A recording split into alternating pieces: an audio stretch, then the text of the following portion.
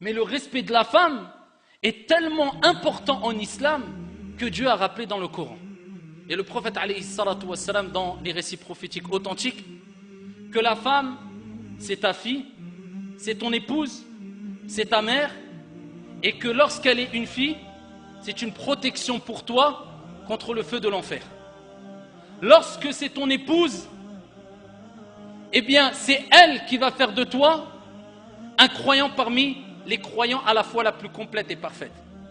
Et lorsqu'elle est ta mère, c'est ton paradis. Lorsqu'elle est ta fille, c'est une protection pour toi contre le feu de l'enfer. La preuve rapportée par l'imam al-Bukhari.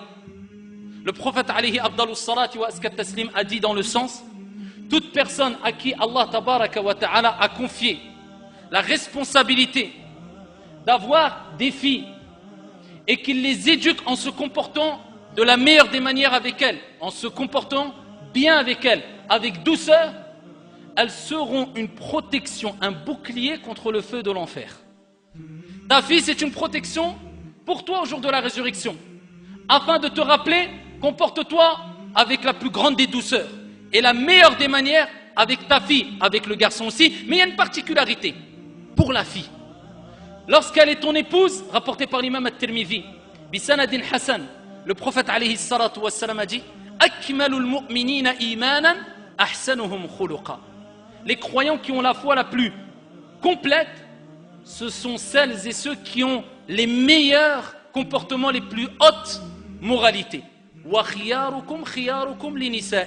Et les meilleurs d'entre vous, c'est comme si le prophète nous disait: ceux qui ont les meilleurs comportements, et les meilleurs d'entre vous sont ceux qui sont les meilleurs envers les épouses. Ton épouse fera de toi un croyant parmi les croyants à la foi la plus complète. Et lorsqu'elle est ta mère, la femme, eh bien le prophète alayhi salatu wassalam nous dit, dans le hadith rapporté par An-Nasa'i, il dit à un compagnon: ilzamha fa innal jannah tahta aqdamiha.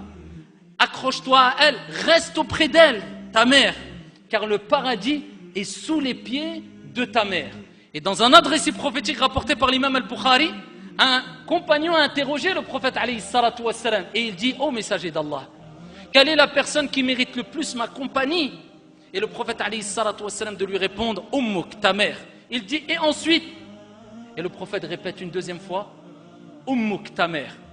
Et il dit: et ensuite? Le prophète alayhi salatu wassalam répète une troisième fois: Ummuk, ta mère. Il dit: et ensuite? Et seulement à ce moment-là, le prophète alayhi salatu wassalam dit: Abouk, ton père.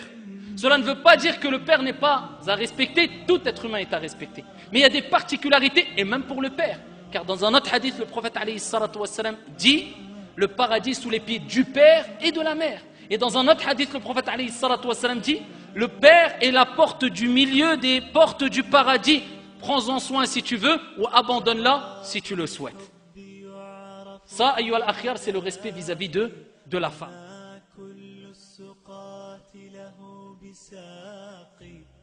شرى